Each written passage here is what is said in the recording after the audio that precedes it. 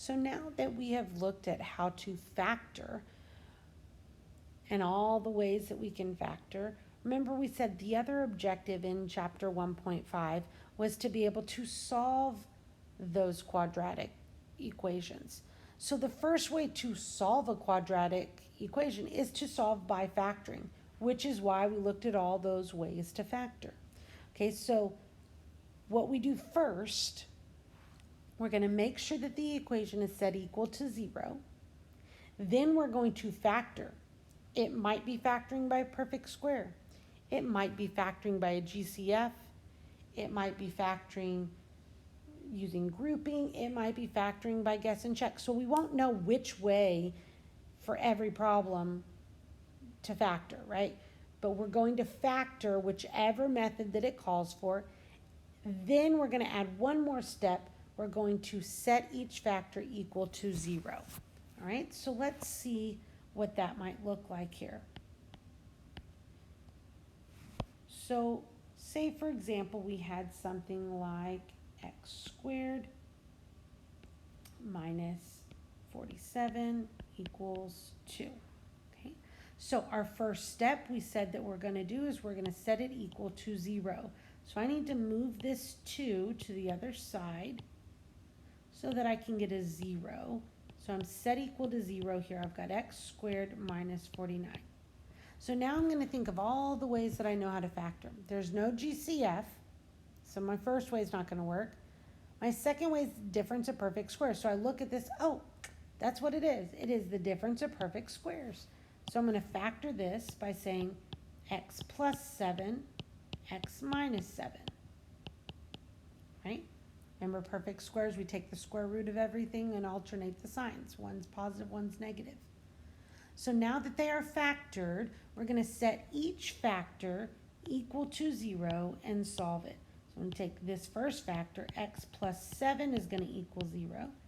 And then the second factor, x minus 7 is going to equal 0.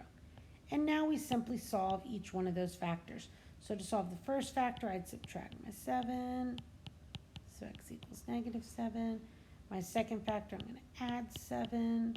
So x equals positive 7. So I'm going to get 2 solutions. Okay? So let's try another one. Okay, let's say that we end up with x squared plus 8 equals negative 6x. Right, so first thing we're going to do, we're going to make sure that it's set equal to 0.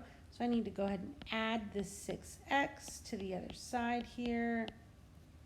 And I'm going to make sure that I put it in standard form. Remember, we said standard form is where we have biggest exponent all the way down to the smallest exponent. So we've got x squared plus 6x plus 8 equals 0. So I'm going to go through my different ways to factor. I look for a GCF. There's no GCF. There's no way it's difference of perfect squares. I don't have subtraction and nothing's a perfect square. So the next way that I have is I'm going to factor by grouping. But there's not 4 terms. So the last way is going to be that factoring by guess and check. So I say, okay, well, what numbers are going to multiply to 8? And they're going to add up to 6. So I've got 1 and 8.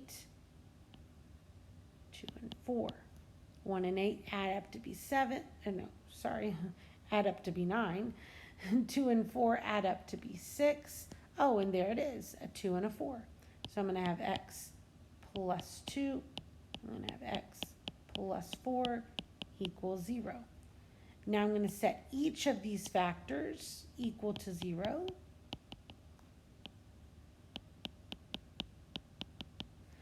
And then I'm going to solve it. So I'm going to subtract a 2 here. So I'm going to get x equals negative 2. I'm going to subtract a 4 here. I'm going to get x equals negative 4. And I've got my 2 solutions. So solving by factoring is not any more difficult than just straight up factoring. There's an extra step. Well, 2 actually. I have to make sure that I'm set equal to 0. And I have to then set each factor equal to 0 in the end. But the thing that makes solving by factoring difficult, if you will, is the factoring. To be able to factor any of these equations, right? Because it's not going to be the same way to factor every time. Okay, so I set it equal to 0, I factor it, set each factor equal to 0, and solve. I should be getting 2 answers for these.